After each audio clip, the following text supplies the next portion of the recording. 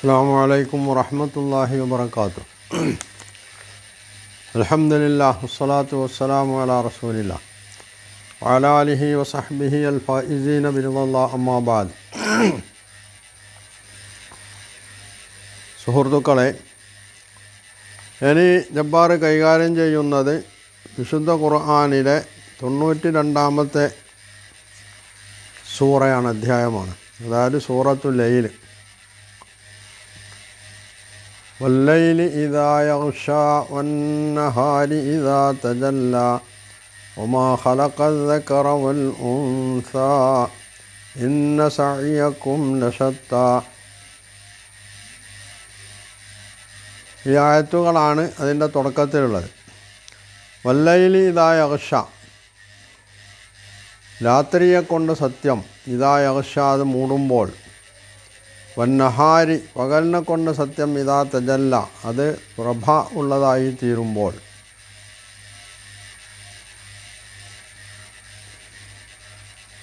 വമാ ഖലഖൽ ദക്കറ വൽ ഉൻസ, സ്ത്രീയെയും പുരുഷനെയും സൃഷ്ടിച്ചു എന്നതും സത്യം. ഇന്ന സഅയകും ലശത്ത, നിങ്ങളുടെ സഅയ്, നിങ്ങളുടെ പ്രവർത്തനങ്ങൾ, കർമ്മങ്ങൾ, അത് വ്യത്യസ്തങ്ങളാണ്. ഇതാണ് ഈ ആയത്തുകളുടെ നേർക്കുനേരുള്ള പരിഭാഷ എന്ന് പറയുന്നത്. ഇവിടെ ജബ്ബാർ വല്ലൈലി ഇദാ യഗ്ഷാ, ഇത് ജബ്ബാർ പറയുന്നത് ചെമ്പ് മൂടും പോലെ എന്നൊരു പ്രയോഗം നടത്തിയത്. എന്താണ് ഈ ചെമ്പ് മൂടുക പറഞ്ഞാൽ? ചെമ്പിന് ഒരു അടുപ്പുണ്ടാവും, ആ അടുപ്പ് മൂടിയാൽ ആ ചെമ്പിലേക്ക് പിന്നെ വേറൊന്നും അങ്ങോട്ട് കടന്നു ചെല്ലുവാനുള്ളതാണ്. ഇവിടെ രാത്രി മൂടുക എന്ന് പറഞ്ഞുകൊണ്ട് ഉദ്ദേശിക്കുന്നത് എന്താണ്? രാത്രി അതിൻ്റെ ഇരുട്ട് കൊണ്ട് ലോകത്തെ അനാവരണം ചെയ്യുന്നു, ലോകത്തെ മൂടുന്നു, ആവരണം ചെയ്യുന്നു എന്നുള്ളതാണ്. ഈ ആവരണം എന്ന് പറയുന്നത് ചെമ്പ് മൂടും പോലെയാണോ? പ്രകൃതിക്ക് പ്രകൃതിയുടേതായിട്ടുള്ളൊരു രീതിയുണ്ട്. ആ രീതിയിലുള്ള ഒരു പ്രക്രിയ ലോകത്ത് നടക്കുന്നു. സൂര്യൻ അസ്തമിക്കുമ്പോൾ രാത്രിയാവുന്നു, രാത്രി വരുമ്പോൾ ഇരുട്ട് വരുന്നു, ഇരുട്ട് വരുമ്പോൾ പിന്നെ മനുഷ്യന് അവിടെ ലോകത്ത് യാതൊന്നും കാണാൻ കഴിയില്ല. മനുഷ്യനെന്ന് മാത്രമല്ല, കണ്ണിൻ്റെ കാഴ്ച കൊണ്ട് കാര്യങ്ങൾ കാണുന്ന ആർക്കും കാണാൻ കഴിയില്ലാന്നുള്ളതാണ്. ഇതാണ് ഇവിടെ വല്ലൈലി ഇദാ യഗ്ഷാ. അതുപോലെ തന്നെ വന്നഹാരി ഇദാ തജല്ല, പകൽ അത് പ്രത്യക്ഷപ്പെടുമ്പോൾ അല്ലെങ്കിൽ തിളങ്ങുമ്പോൾ എന്നൊക്കെ പറയാം. ഇവിടെ ജബ്ബാർ മറ്റൊരു സംഗതി പറയുന്നത്, ഇവിടെ വന്നഹാരി ഇദാ തജല്ല എന്നതിനെ മൂപ്പര് പിന്നെ കൊച്ചാക്കി കാണിക്കുന്നുണ്ട്. വശംസി വളുഹാഹ വൽ ഖമരി ഇദാ തലാഹ വന്നഹാരി ഇദാ ജല്ലാഹ. സൂറത്ത് ഷംസിൽ വന്നഹാരി ഇദാ ജല്ലാഹ, അവിടെ ഖുർആൻ പറഞ്ഞത് ജല്ലാഹ, പകൽ സൂര്യനെ വെളിപ്പെടുത്തുമ്പോൾ എന്നാണ്. അപ്പോൾ സൂര്യൻ വെളിപ്പെടുമ്പോൾ പകലുണ്ടാവുക എന്നതല്ലേ സംഭവിക്കണമെന്നാണ് ജബ്ബാറിൻ്റെ ചോദ്യം. എന്ന് പറഞ്ഞാൽ ജബ്ബാർ ഇതിലൂടെ സ്ഥാപിക്കുന്നത് അവിടെ വന്നഹാരി ഇദാ ജല്ലാഹ എന്ന് പറയുന്നതും ഇവിടെ വന്നഹാരി ഇദാ തജല്ല എന്ന് പറഞ്ഞതും പരസ്പര വിരുദ്ധമാണ് എന്ന് വരുത്തി തീർക്കാനാണ്. എന്ന് പറഞ്ഞാൽ ജബ്ബാറിന് ഭാഷാ പരിജ്ഞാനം പോലും ഇല്ല, അല്ലെങ്കിൽ ഭാഷയിലെ പ്രയോഗങ്ങൾ മനസ്സിലാക്കാനുള്ള ബുദ്ധി പോലും, അതിനുള്ള വിവരം പോലും ഇല്ല എന്നുള്ളതാണല്ലോ. അല്ലെങ്കിൽ എങ്ങനെ ഉണ്ടാവാനാ? SSLCയിൽ അറബിക്കിൽ 50% തെറ്റെഴുതിയിട്ടുള്ള ഒരു മനുഷ്യൻ, അയാളാണ് ഖുർആനെ ഇപ്പോൾ ഇവിടെ പിന്നെ വലിയ ഖുർആൻ പണ്ഡിതനായിട്ട് ഖുർആനിന് തഫ്സീർ പറഞ്ഞു കൊടുക്കുന്നത്. അപ്പോൾ അയാളിൽ നിന്ന് ഇങ്ങനെയൊക്കെ പ്രതീക്ഷിക്കേണ്ടതുള്ളൂ. ഈ രണ്ട് സ്ഥലത്തും വിശുദ്ധ ഖുർആൻ പറഞ്ഞത് എന്താ? ഒന്ന് വന്നഹാരി ഇദാ ജല്ലാഹ, പകൽ ആ സൂര്യനെ വെളിപ്പെടുത്തുന്നു. അപ്പോൾ സൂര്യനെ പകൽ വെളിപ്പെടുത്തുകയാണോ ചെയ്യണത്, അതോ സൂര്യൻ പകലിനെ കൊണ്ടുവരികയാണോ ചെയ്യണതെന്നാണ് ജബ്ബാറിൻ്റെ സംശയം. ഇവിടെ ജബ്ബാർ അണ്ടിയാണോ മൂത്തത്, മാവാണോ മൂത്തത് എന്നുള്ള സംശയത്തിൻ്റെ പിടുത്തത്തിലാണുള്ളത്. ഇവിടെ ഭാഷാപരമായിട്ട് ഒരേ സംഗതിയെ രണ്ട് രീതിയിൽ ഖുർആൻ അവതരിപ്പിക്കുന്നു എന്നുള്ളതേ ഉള്ളൂ. അപ്പോൾ മലയാളത്തിൽ പകൽ സൂര്യൻ എന്ന് പറഞ്ഞാൽ എന്താ അർത്ഥം?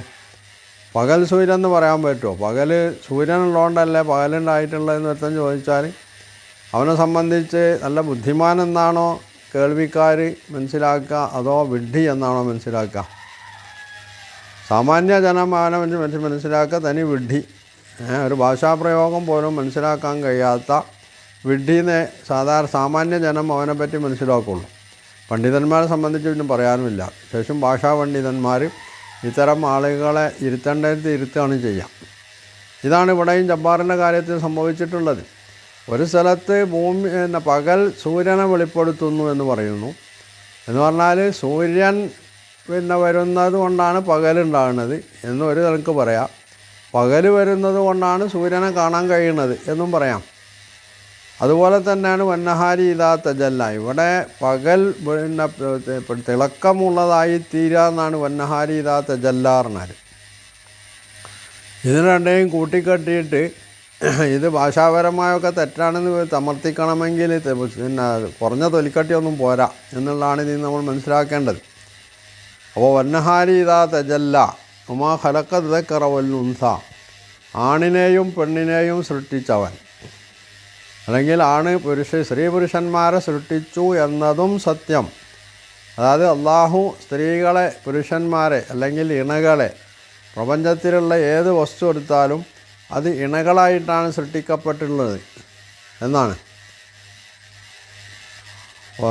ഖലഖൽ അസ്വാജ കുല്ലഹ, എല്ലാറ്റിനെയും ഇണകളായി സൃഷ്ടിച്ചു എന്നാണ് വിശുദ്ധ ഖുർആൻ പറയുന്നത്, അള്ളാഹു പറയുന്നത്.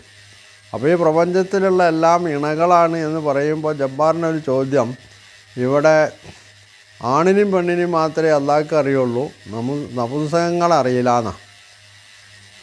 എന്ന് പറഞ്ഞാൽ ഇവിടെ യഥാർത്ഥത്തിൽ ആർക്കാണ് പിഴച്ചത്? മനുഷ്യരെ സംബന്ധിച്ചിടത്തോളം മൊത്തത്തിൽ പറയുമ്പോൾ ആണ് പെണ്ണ് ഈ ഒരു കാഴ്ചപ്പാടല്ലാത്ത മറ്റൊന്ന് സാധാരണഗതിയിൽ മനുഷ്യരുടെ മുമ്പിൽ വരാറില്ല എന്നുള്ളതാണ്.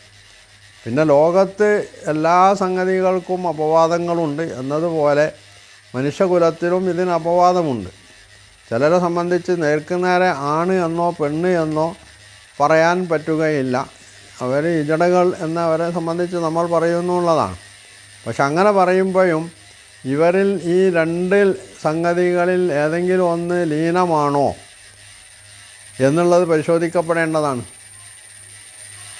തീരെ പെണ്ണിൻ്റെയും ആണിൻ്റെയും ഒരു സ്വഭാവമില്ലാത്ത ഒരു ഹിഡ്ജി ഉണ്ടാവില്ല എന്നുള്ളതാണ് വസ്തുത. അതുകൊണ്ട് അവർക്ക് ഏതെങ്കിലും ഒരു ഭാഗത്തോട് ചായ്വുണ്ടാവും. ആ ചായ്വ് പരിഗണിച്ചുകൊണ്ടാണ് അവരുമായി ബന്ധപ്പെട്ട നിയമങ്ങൾ ആവിഷ്കരിക്കപ്പെടുന്നത്. പിന്നെ ഈ കാലഘട്ടത്തിലാണെങ്കിൽ ഇത് ചികിത്സ ഇല്ലാതിരുന്ന ഒരു കാലഘട്ടത്തിലെ സംബന്ധിച്ച് അങ്ങനെ പറയാം. ഇന്നാണെങ്കിൽ അതിൻ്റെ ചികിത്സിച്ച് ഭേദപ്പെടുത്താവുന്ന വലിയൊരളവോളം ചികിത്സിച്ച് ഭേദപ്പെടുത്താവുന്ന ഒരു സംഗതി കൂടിയാണ് ഇത്തരത്തിലുള്ള രണ്ടും ഘട്ട അവസ്ഥ എന്ന് പറയുന്നത്. അപ്പോൾ സാമാന്യ നിയമം എന്ന് പറയുന്ന അല്ലെങ്കിൽ സാമാന്യ പ്രയോഗം എന്ന് പറയുന്ന ഒന്ന് ഭാഷയിലുണ്ട്. അതിന് അപവാദങ്ങളുണ്ടാവും. ആ അപവാദങ്ങളല്ല സാധാരണഗതിയിൽ എടുത്തു പറയാനുള്ളത്. സാമാന്യമായിട്ടുള്ള പൊതുവിൽ അംഗീകരിക്കപ്പെടുന്ന കാര്യങ്ങളാണെന്നുള്ളതാണ്. അതാണ് ഇവിടെ വിശുദ്ധ ഖുർആൻ ഉമ്മാ ഖലഖത് ദക്കറ വൽ ഉൻസ എന്നതുകൊണ്ട് ഉദ്ദേശിച്ചിട്ടുള്ളതും. എന്നല്ലാതെ അള്ളാഹുവിന് ഈ വിഭാഗത്തെ അറിയാത്തത് കൊണ്ടോ അത് അള്ളാഹുവിൻ്റെ സൃഷ്ടികളല്ലാത്തത് കൊണ്ടോ അല്ല. ഇനി ഇങ്ങനെ ഒരു സംഭവം സംഭവിക്കുന്നത് എന്തുകൊണ്ടാണ്? അതും പരിശോധിക്കപ്പെടേണ്ടതാണ്. ഇത് മനുഷ്യരുടെ കാര്യത്തിൽ മാത്രമല്ല, മറ്റ് ജീവജാലങ്ങളുടെ സസ്യലതാദികളുടെ ഒക്കെ കാര്യത്തിൽ ഇങ്ങനെ സംഭവിക്കാറുണ്ട്. എന്ന് പറഞ്ഞാൽ പ്രകൃതിയിൽ ലീനമായിട്ടുള്ള ഒരു നിയമമുണ്ട്. ആ നിയമമനുസരിച്ച് മുമ്പോട്ട് പോകുമ്പോൾ അത് ശരിയായിട്ടുള്ള രീതിയിലായിരിക്കും സംഭവിക്കുന്നത്. അതേ അവസരം പ്രകൃതി വിരുദ്ധമായിട്ടുള്ള എന്തോ കാരണങ്ങളാൽ പ്രകൃതി വിരുദ്ധമായിട്ടുള്ള ചില സംഭവങ്ങൾ ചിലത് സംഭവിക്കുമ്പോൾ അതിനെ തുടർന്നുണ്ടാവുന്ന ഫലവും ആ രീതിയിലാണ് വരിക. അതാണ് ഇവിടെ യഥാർത്ഥത്തിൽ ഹിജടകളുടെ കാര്യത്തിലും മറ്റുമൊക്കെ സംഭവിച്ചിട്ടുള്ളത്. അതിൻ്റെ അർത്ഥം ഇത് അള്ളാഹുവിന് അറിയില്ല എന്നല്ല. അപ്പോൾ പൊതുവായിട്ടുള്ളൊരു സംഗതി പറയുമ്പോൾ അവിടെ കയറി വന്നിട്ട് എഞ്ഞു വലിഞ്ഞ് വന്നിട്ട് അതെന്താ ഇങ്ങനെ എന്ന് ചോദിക്കുന്നതിൽ യാതൊരു അർത്ഥവുമില്ല. അതും ഒരുത്തൻ്റെ ബുദ്ധിയില്ലായ്മ അല്ലെങ്കിൽ അയാളുടെ വിഡ്ഢിത്തത്തെ വിളിച്ചോതുന്നു എന്നുള്ളത് മാത്രമേ അതിലൂടെ പറയാൻ കഴിയുള്ളൂ. അതാണ് അതിലൂടെ നമ്മൾ മനസ്സിലാക്കേണ്ടത്. അപ്പോൾ ഇവിടെ അള്ളാഹു ചെയ്യണത് ഈ കാര്യങ്ങളെടുത്ത് സത്യം ചെയ്തുകൊണ്ട് പറയണത് എന്താണ്? അവിടെ അള്ളാഹു സത്യം ചെയ്തുകൊണ്ട് പറയണത് ഇന്ന സഹയ്യക്കും ലശത്ത, ഇവിടെ ഒരു വസ്തുതയിലേക്ക് വിരൽ ചൂണ്ടാണ് ഖുർആൻ ചെയ്യുന്നത്.